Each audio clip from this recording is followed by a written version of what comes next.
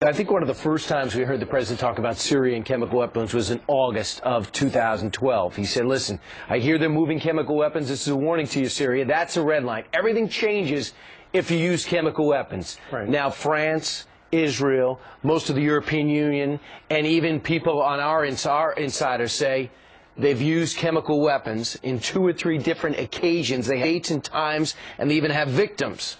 Now, the president drew a red line. Yeah. And now the president's been brought to that red line.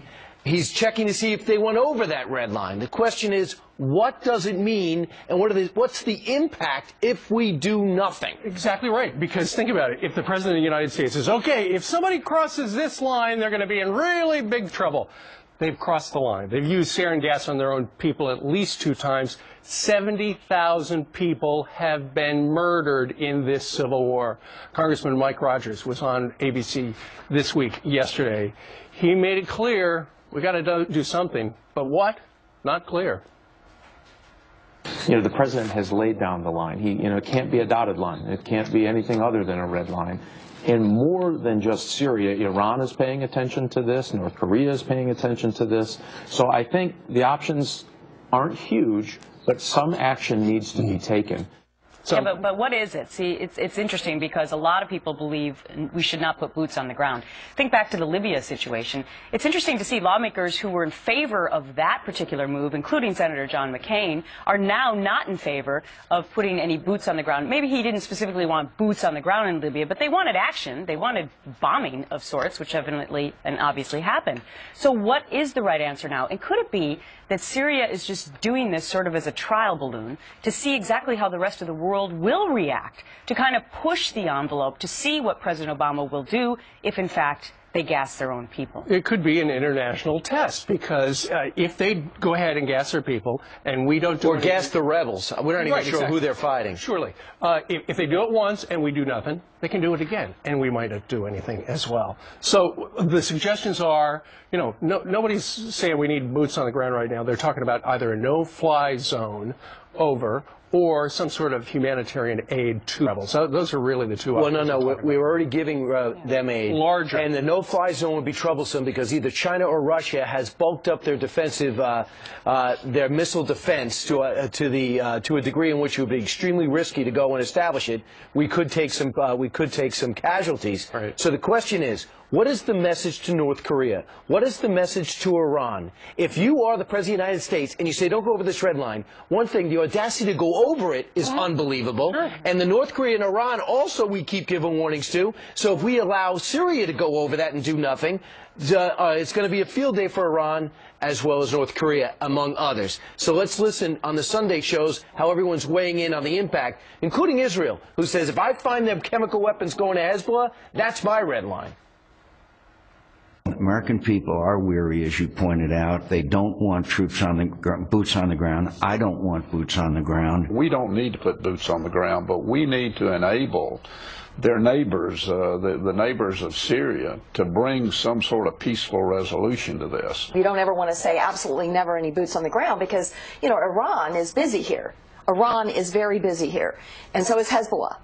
And Iran is on the other side, and they're the only reason that the Syrian government is still standing, along with the Russian support and China's support. Thanks, guys.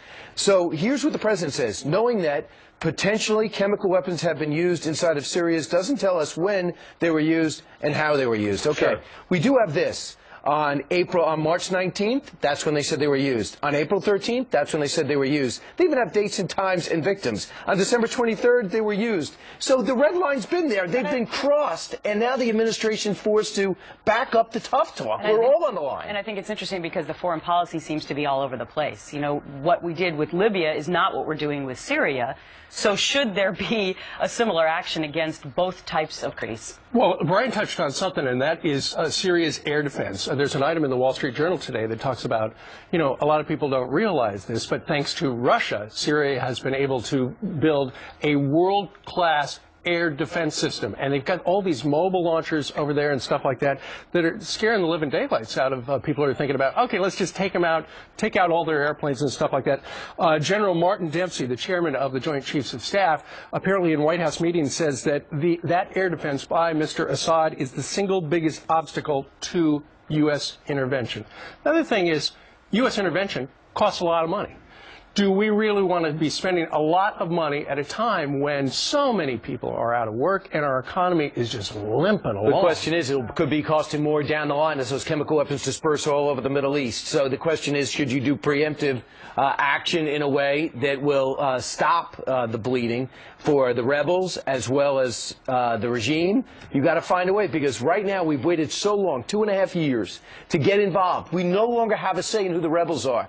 If you are somebody fighting for freedom and the rebels come up to you and they're Al-Qaeda, al-Nusra, who have now allied, and said, here's the guns, here's the food, here's how to fight. In fact, I'll fight next to you. Who are you going to be allied to? The people sitting on the sidelines saying, I'll drop some wheat and barley to you? Or are you going to be allied to the people fighting next to you, giving you the guns? That's the question. Now we look at the rebels and we say, we can't support them. We look at Assad and we go, we can never support you. So it's a no-win situation because we waited. But it's also a difference in American opinion. I mean, if you went back 10 years and said, should we spend money on getting involved in Syria, you'd have a different answer from the American people. Why? Because look at the war costs through 2012. In Iraq, $823 billion. Afghanistan, $557 billion. So not only is it it's not that they don't care as much about what's going on in Syria and North Korea and Iran.